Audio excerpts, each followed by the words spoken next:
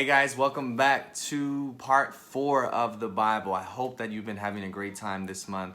I know I've been super blessed in just diving into the Word of God, and it's been exciting. I'm sure you have found exciting things, and I would love to hear it again. Just comment below, leave a comment, and tell me what you've been learning and how it's been blessing you. And today, I will show you an inside look into how I study the Bible. It's nothing crazy. It's nothing fancy. First of all, I love highlighting, and I like underlining stuff. So that's kind of who I am. I don't know. I'm that type of person that highlights and underlines everything, circles stuff. And so what I use, and you'll see right now, I use a red pen, I use a black pen, and I use a yellow highlighter, right? And so I have this Bible that has margins on the sides that gives me space to write notes. So to follow, you will have the video and my voiceover walking you through the things that I see and what I'm looking for and how I write and whatnot. And I hope that you're blessed. And so, yeah, I'll see you guys right now on the other side of that video. Hey guys, so here we are. Gonna show you a little bit of how I study the Bible. We're going to John 4 since we've been talking about John 4, but we're going to be going past the part where Jesus is actually having the conversation with the Samaritan woman. And I'm just going to go over here to the part where the disciples go to find Jesus, and he's talking to a woman. He's talking to a woman. So here we go, right? I have my red pen. This is the first thing I do is get my red pen and highlight and underline, or circle whatever I think is interesting. So starting in chapter 4 of John 4, verse 27, just then his disciples returned and were surprised. So I'm going to highlight surprised. It's a verb. I love verbs to highlight them. To find him talking with a woman. So I'm going to box in woman. There's no really particular thing. It's just anything that stands out, I'll highlight or circle. But then it says, but no one asked him, what do you want? Or why are you talking with her? Then here we go. Leaving her water jar. The woman went back to the town and said to everyone, come. See, two verbs there, very important. Come see a man who told me everything I ever did. Could this be the Messiah? They came out to town and made their way towards him. Boom. Uh-oh. There it is. So I'm going to stop there, right? Before we get into this, just this. So I've highlighted, right? Just imagine I've done this with the whole passage. I've done that. Okay. Then I'm going to take a yellow highlighter, but now I have no yellow. It's run out. I have a green one. This one might run out too, so bear with me. I'm going to go back and highlight now. I've read it all once. And here we go, reading it twice. So I'm going to go, just then his disciples returned and were surprised. I'm going to highlight that part because I want to remember that. This is important. His disciples went to go get food. They come back to find Jesus with a woman by a well alone. But no one, it says, asked, what do you want or what are you talking with her? Then, leaving her water jar, right? The story is very suspenseful, the water jar. She left the very thing she came to do, which is get water. The woman runs back, and I'm highlighting this whole part because I think it's important, right? Boom, right there. I've highlighted that. I've read it again, and as it goes, as I'm doing this is the second time I'm reading through the passage, things are popping in my head already, right?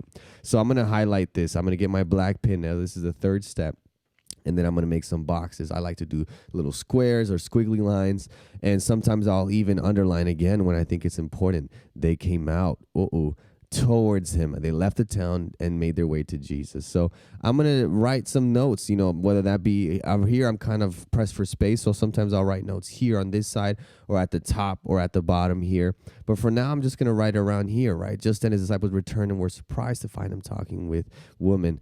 And so I can just put disciples were confused, right? And I know it makes sense. I know it's, obviously they were confused, but this is just for me later when I go back. I have this here, and I'm going to put exclamation point, right? And it says they were confused. They didn't know. And then I'm going to highlight again. I'm going to underline or square up this. Then leaving her water jar, right? She says, come see a man who told me everything I ever did. Could this be the Messiah? So she's so excited, she forgets what she was doing. So I'm going to write that. So excited, she forgets why she was there. Why she was there. And boom, I can write more notes. From the story here, I can write, Jesus knows our hearts and yet he still loves us and whatnot. Or I can see when we come to know Jesus and we come to find, when we're face to face with Jesus, we can't help but tell everyone, right? even the people that we're trying to hide from, right? Why was she going at that time by herself? Probably to find some alone time and not be judged by others who also knew her story. That's why she says, come see this man that knows everything. Maybe it's the Messiah. So that's kind of what I do. You saw what it is? Red pen first time, read the whole passage through once and underline and circle. Then I get my markers, highlight whatever pops up. Many times it's the whole passage. Other times it's a little bit here and there. And then I get my black pen and I write notes, or I get lines and squiggly lines. Now, I want to say all this to say, this is not the only way you can study the Bible. This is the way I do it, right? And I can go back and I can show you this is how kind of looks. Yep, it is messy. Yep, I do get lost sometimes when I try to go back. But I have found some gems in here that I have found, especially looking at the black writings here. These are lessons that at different points God has really shown to me and spoken to me, and I've gotten from the start. I'm like, wow, that's crazy, all these lessons here. So this is how I study the Bible. Go ahead, do something, and study for yourself. Find what works best for you. Peace. So there you have it. That's how I study the Bible. Now, I will say that this isn't how everyone should study. I don't know if that's what I'm not trying to tell you, hey, this is the only way you study. I'm just trying to help you in the ways that I have been blessed and have learned and have grown, right? So maybe for you, you may not be able to sit down all the time, and you got to listen and have an audio Bible playing. And I think that's great. I've gone through seasons of my spiritual journey where it's good for me to just sit or walk or be in my car listening to the audio Bible. And there's times I call for that. Or maybe you just don't like writing and you just like reading, and that's fine too. Or maybe you like writing a journal and you read and then you write how that inspired you. That's perfect. The whole point of these videos has been, and will always be, trying to connect you with God. And however that looks, that's up to you and God, right? But the point is that you're spending time every day with God, right? So we've seen the last 4 videos recapping, I guess the third, this is the 4th one, of just looking at the big story, understanding where you are in the story of the Bible, then seeing the characters, seeing what God is like, seeing yourself in those stories.